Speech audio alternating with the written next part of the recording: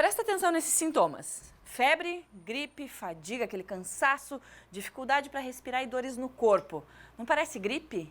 Parece, né? Mas o diagnóstico pode ser outro, porque esses são os mesmos sintomas iniciais da leucemia.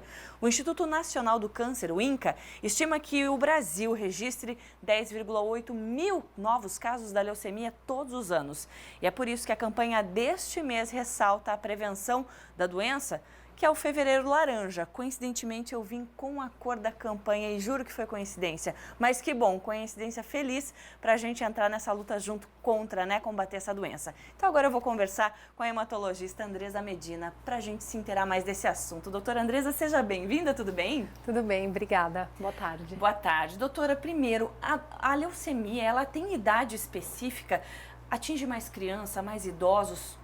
Na verdade, a leucemia depende do subtipo de leucemia que nós estamos falando.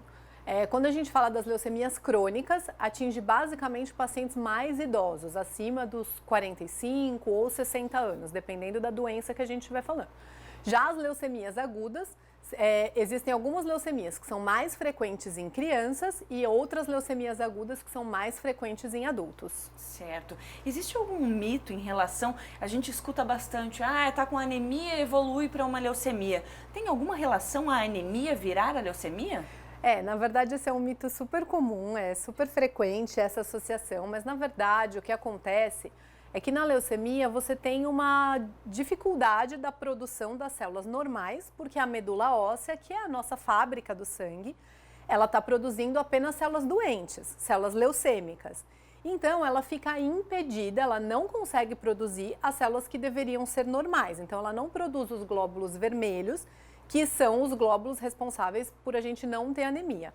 Então a anemia, na verdade, ela é uma consequência de alguma doença, que pode ser leucemia ou não, da medula óssea, em que não está ocorrendo a produção desses glóbulos vermelhos.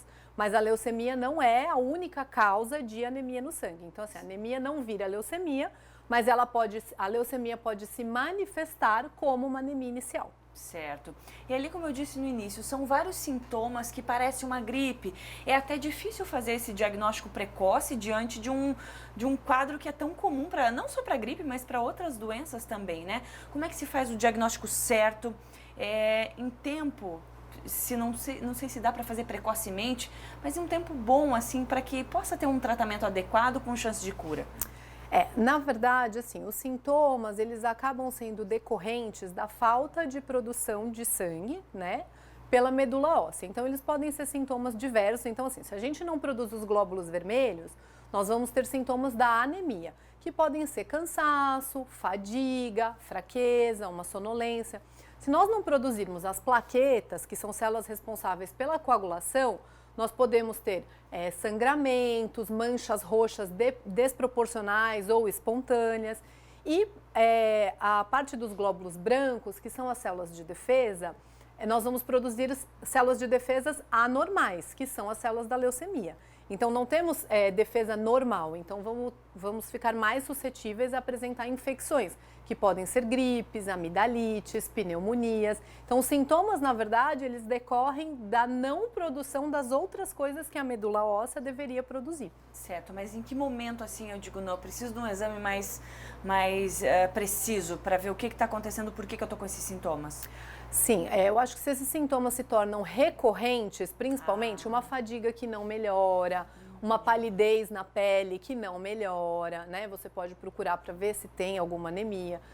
Esse sangramento também, se começar a aparecer de maneira frequente, ou uma mudança, às vezes, por exemplo, em mulheres do padrão menstrual, hemorragias que não param de sangrar durante o mês, infecções de repetição, a gente precisa procurar. Além disso, assim, febre sem nenhum quadro infeccioso associado, febre que a gente fala de origem indeterminada, dores ósseas, sem nenhum esforço físico, sem nenhum trauma associado, a gente tem que procurar para tentar fazer o diagnóstico. Bom, ficar alerta. E para tratamento, o tratamento hoje tem novidade? É possível a cura através desses tratamentos disponíveis hoje? Existem diversos tratamentos para leucemia, porque quando a gente fala em leucemia, nós falamos de uma maneira geral. E nós temos as leucemias que são agudas, que tem um tratamento, e as leucemias crônicas, que têm outro tratamento completamente diferente. Então, sim, as leucemias, principalmente as leucemias agudas, elas têm cura, sim, tá? Com os tratamentos disponíveis. As leucemias crônicas, elas não têm cura, mas elas são doenças que elas entram em remissão e que o paciente fica bem. E alguns subtipos de leucemias crônicas, o paciente tem uma sobrevida boa, muito semelhante à da população geral. Muitas vezes o paciente acaba falecendo de outra doença que não a leucemia crônica. Ao longo dos anos, os tratamentos melhoraram sim em alguns subtipos das leucemias e a gente tem mais opções atualmente para tratar. Doutora, eu não posso encerrar sem perguntar sobre a importância da medula óssea, né? Hoje, como é que se trata essa situação? Porque também é uma forma do tratamento. Sim, nas leucemias agudas, algumas leucemias agudas precisam de transplante de medula óssea, né? No Brasil nós temos um banco grande que tem cerca de 5 milhões de pessoas cadastradas, é o terceiro maior banco do mundo. E quando um paciente necessita, né, de acordo com a doença dele, com a resposta ao tratamento, enfim, são várias coisas que devem ser analisadas para a decisão de quem transplanta e quem não transplanta.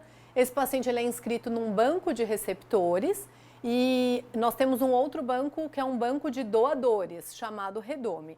As informações se cruzam e a gente encontra um doador possível para aquele paciente. Olha só, então é importante manter o seu endereço atualizado com as suas informações. O site está aí na tela.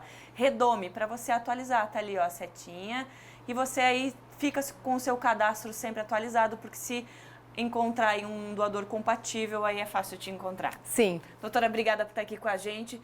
Que o Fevereiro Laranja seja realmente de conscientização e prevenção. Obrigada, até a próxima. Obrigada pelo convite.